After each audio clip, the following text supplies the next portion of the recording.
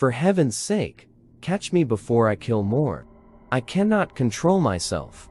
Read a note scrawled in lipstick across the living room wall of Frances Brown's apartment. Police had found the woman dead with the bread knife lodged in her neck. The note was the first clue police found in what would become a string of murders sensationalized by the Chicago press and committed by an elusive and mysterious predator, dubbed the Lipstick Killer, who may have been none other than William Heirens. William George Heirens' childhood gave no indication that he would grow up to become a murderer, much less the gruesome Lipstick Killer. Though he had been a petty thief since he was a child, Heirens had no record of violence. Born in Chicago, Illinois, in 1928, William Heirens had grown up in a poverty-stricken home, with parents who argued more than they breathed. As an escape, young William Heirens took to wandering the streets, in search of entertainment, which often came in the form of petty theft. While working at a grocery store at the age of 12, Heirens accidentally shortchanged himself with a customer. To make up for it, he stole a single-dollar bill from an apartment by reaching through the crack in a chain door. From there, he graduated to stealing larger sums and later personal items.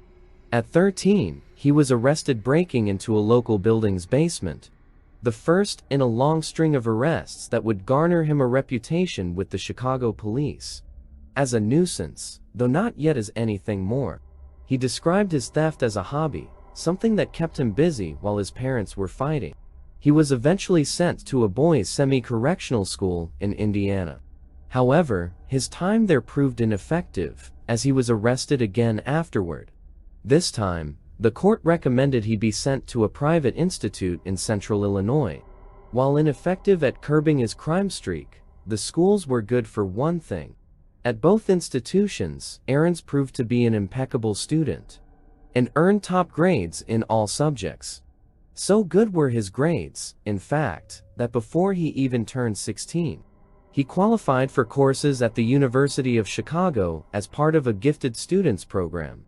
In 1945, by the time he was 17, he had enrolled in courses and was hoping to become an electrical engineer.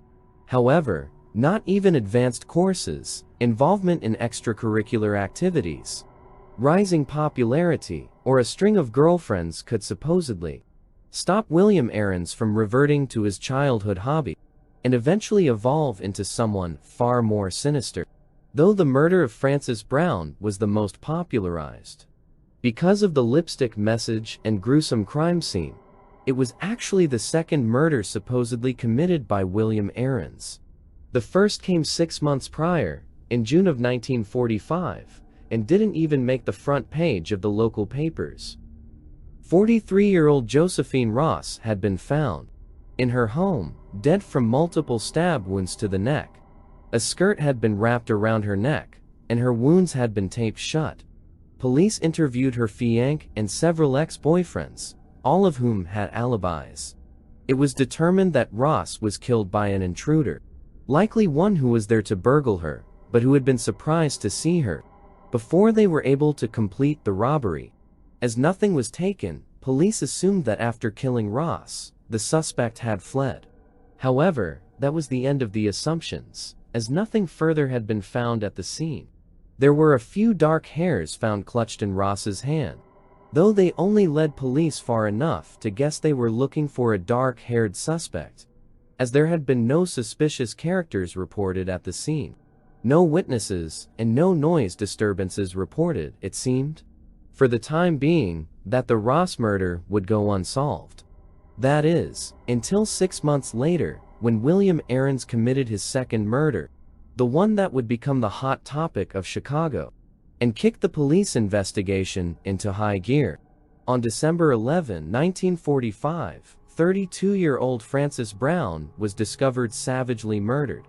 Like the Ross murder, Brown's head was wrapped, this time in towels. Also, like the Ross murder, there was a startling lack of evidence in the apartment.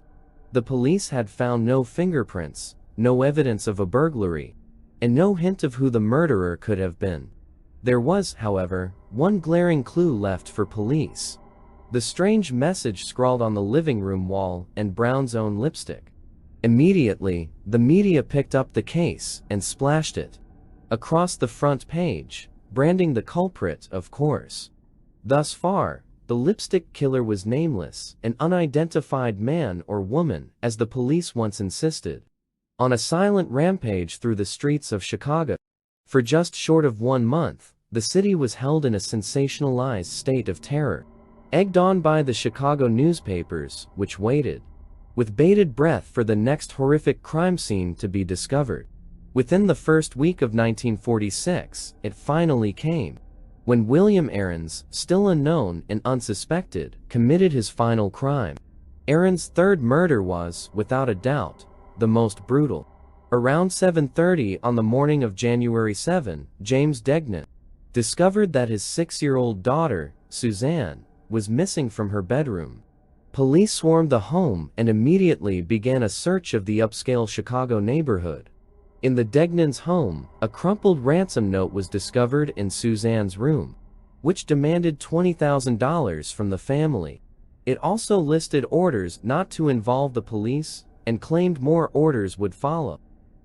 As police doubled their search, they discovered the ransom note was nothing more than a ruse. 12 hours after she was reported missing, young Suzanne Degnan was found unalive. Around p.m. that evening, Suzanne's head was found floating in a sewer near the Degnan home. The ribbons that had been tied in her hair that morning were still in place.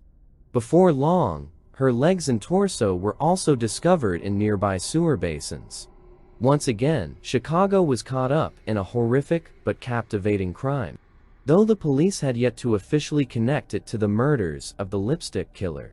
The public waited to see who would be arrested, but it would be almost 6 months before a likely arrest came, as the Chicago police investigated the Degnan kidnapping and murder. Along with the Ross and Brown murders, William Heirens enjoyed life as a young playboy at the University of Chicago. As June 26 rolled around, Heirens was at the top of his game. He had recently celebrated an uncle's safe return from the war, was taking a ballroom dancing class, and had developed an interest in playing chess. He was even in the midst of a budding romance with a classmate whom he planned to take on a date that night. He just needed some extra cash. William Heirens originally planned to cash a savings bond for $1,000 at the post office, which he procured through theft. Unfortunately, the post office was closed when he arrived. This was no matter to Heirens, as had become second nature to him. Heirens reached into an open apartment door in the same upscale neighborhood where Suzanne Degnan once lived. But the tenant of the apartment spotted him. As Heirens fled, he was followed by 2 policemen. Cornered, he pulled a gun from the back of his jeans, one he claimed to have packed in case he was mugged, while carrying the bond, and turned it on the 2 officers. Discrepancies have been found between William Heirens' account of his arrest and that of the 2 officers. The officers claim that Heirens fired at them, and Heirens claims that the police shot first. Whatever the case, shots were fired, and Heirens fled. A chase ensued. An off-duty police officer, still in his swim trunks from a day at the beach, stopped Heirens in his tracks by smashing a stack of flower pots over his head and rendering him unconscious.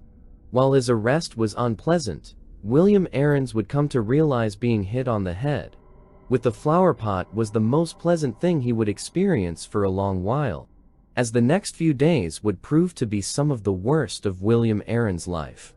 After having his head stitched up, Heirens was transported to the hospital wing of the Cook County Jail. There, he was subjected to a tortuous interrogation, during which he slipped in and out of consciousness due to pain and exhaustion. After naming him as the suspected lipstick killer, the police searched Heirens' room at the university, his parents' home, and a locker he kept at a local train station. In the locker, they found evidence of his lifetime hobby of thievery, and after taking his fingerprints, discovered that they were a 9-point match to those found on the Degnan ransom note, a fact that would later be disputed. Despite these facts, William Heirens did not confess to any of the 3 murders, much to the police's dismay. In an effort to get him to admit to at least one of them, police enlisted the help of several nurses and 1 doctor, and reverted to sinister methods.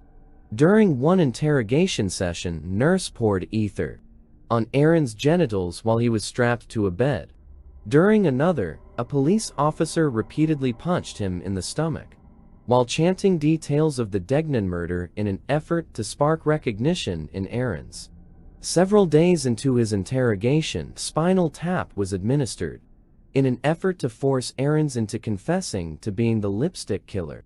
After the spinal tap, a polygraph was ordered, but Heirens was in too much pain for an accurate reading to be assessed.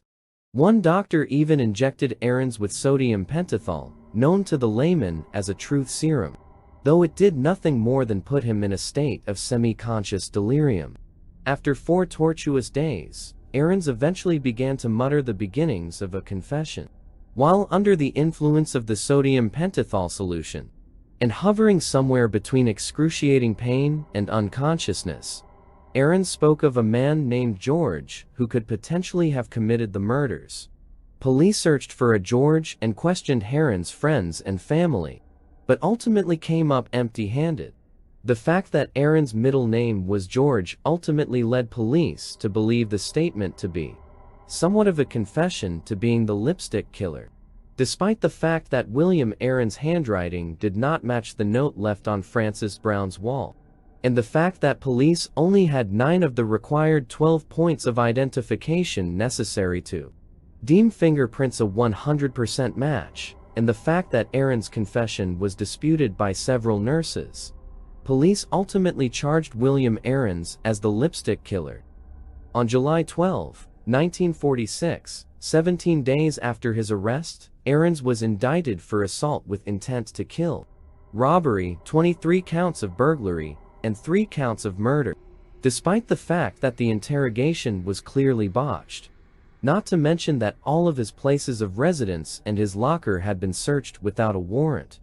Heirens agreed to a full trial, even though he risked being sent to the electric chair. "The thing is, once you're dead, there's no clearing things up," he said, looking back at his arrest in a 2008 interview. "When you're alive, you still have a chance to prove that you weren't guilty. So, I was better off being alive than being dead." Ultimately, after the state's attorney offered him a deal of 3 consecutive life sentences, Heirens pleaded guilty to all 3 murder charges. Later, he would recall that he only did so because he feared for his life, and was afraid of what would happen should he turn down the deal. His decision may have saved him from the electric chair, but it ended up costing him the rest of his life. For the next 65 years, William Heirens would be incarcerated and face a maximum security lifestyle. The lipstick killer would attempt to unalive himself 3 times. Heirens would maintain his innocence up until the day he died at age 83. When he died, he was Chicago's longest-serving criminal. But the question still remains, did William actually commit the crime? Or were the authorities so desperate they forced a confession? Let us know what you think in the comment section.